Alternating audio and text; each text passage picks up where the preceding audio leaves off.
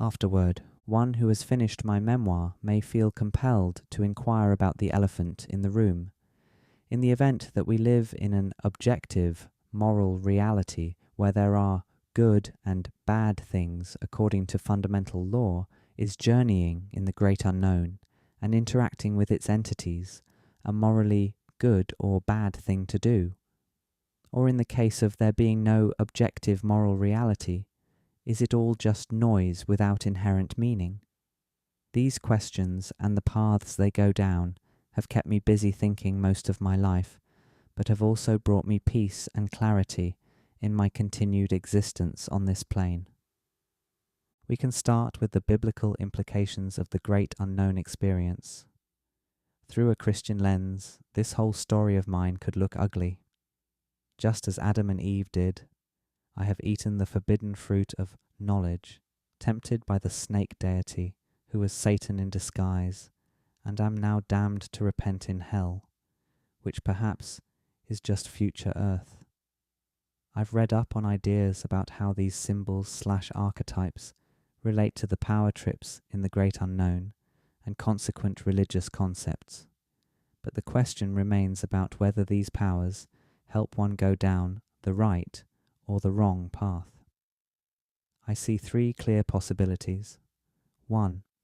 The Christian Church is right about the sin of consuming the forbidden fruit. 2.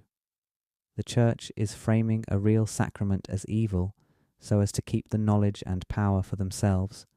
Or 3. The Church encountered great unknown manifesting powers and innocently made the mistake of rejecting the practice out of fear. If we investigate the plight of the civilizations and innocent people throughout history who have been exposed to the Christians and Catholics, etc., it's hard to imagine that these religious zealots are a net good and are looking out for us with their rejection of snakes and psychedelic experience. I invite the reader to read The Immortality Key by Brian Muraresku, a book that thoroughly investigates the complexity of this issue. I'm inclined to believe that the Christians are hiding something valuable about the experience of using powers to access the great unknown, especially powers related to psilocytes and the DSL connection. The consistent serpent imagery in my travels is a cause for concern if we are to take notions of the biblical serpent entity being either good or bad seriously. Needless to say, if the story in the Bible is true and the serpent is evil, then I'm probably fucked and destined for damnation. However, I've personally felt more of an ambivalence from the serpent entity, possibly even a slight loving and sacred nature about its presence. My first vision in the great unknown with mycospawn was of a serpent in the shape of a cloud eating another cloud. 6 years later, through the power of TMD, I experienced the Ouroboros of a serpent who wore my face. By Ouroboros, I refer to the sensation of the serpent entity flying down my throat and out my anterior, only to fly back and consume me before expelling me out of its anterior, just like the image of a serpent swallowing its own tail. What is this recurring connection I have to the serpent entity in the great unknown, this symbol of infinite existence, consumption, destruction, and wisdom? The uncertainty remains, of course, about whether these things should be perceived more as spirit guides or rather as parasitic demons. But more often than not, serpents in the great unknown have been said to bring a cleansing experience for the power tripper, especially in Amazonia, through use of the sacred vine. I also enjoy the idea of the serpent being more of an archetypal sensory phenomenon, one that is accessible to all humans, but only through proper power stimulation. In that sense, maybe the serpent is one of a collection of tarot-esque sensory archetypes that hold some inherent meaning for the human existence. On these matters of the serpent, I recommend The Cosmic Serpent by Jeremy Narby, a book that investigates the phenomenon quite seriously in relation to knowledge of and experiences in the great unknown. Seasoned power trippers might find this hang-up on the objective morality problem to be silly. The nature of power tripping in the great unknown is largely about facing the truth, which is necessarily both good and evil. In the acceptance of our failures alongside an appreciation of our successes, we find peace in being honest with ourselves, and we are cleansed of our self-hate. So whether the experience is good or bad is missing the point, namely, that everything just is.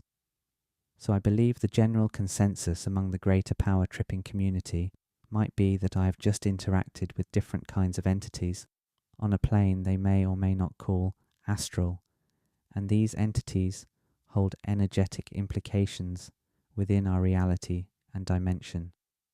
They, like us, are neither wholly good nor bad, but are rather energetic forces interacting with others out of the sheer chaos of existence.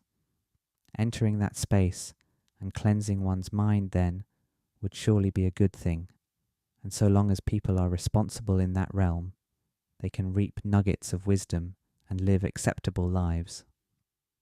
In that sense, though, the great unknown powers seem to be more good than bad, so far as their responsible use typically produces net positive results.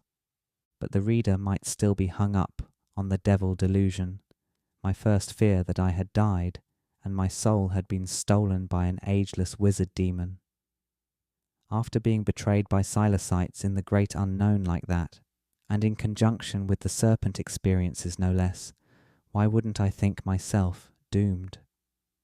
Through the course of my delusions, and being around others who have experienced the same delusion, I've come to see those experiences as lessons from Silencites, and ego lessons at that.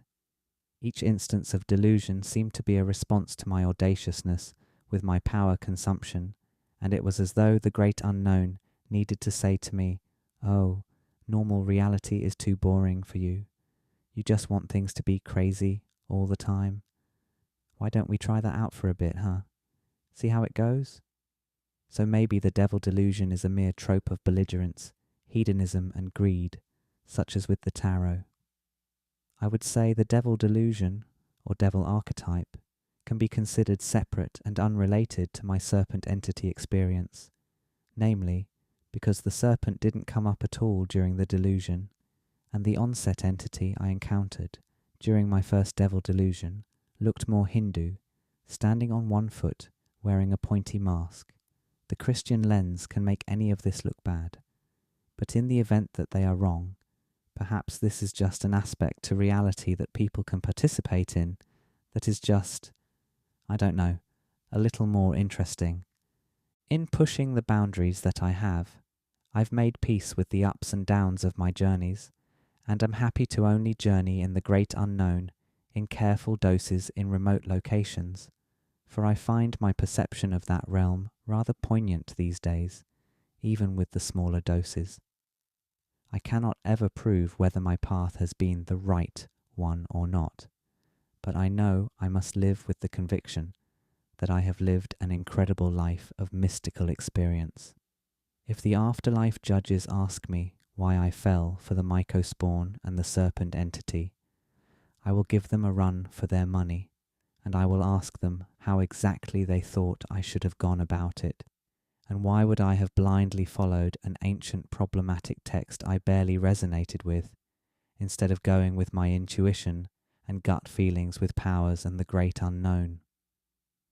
Without reluctance, I have made my bed, and I will lie in it. Thank you.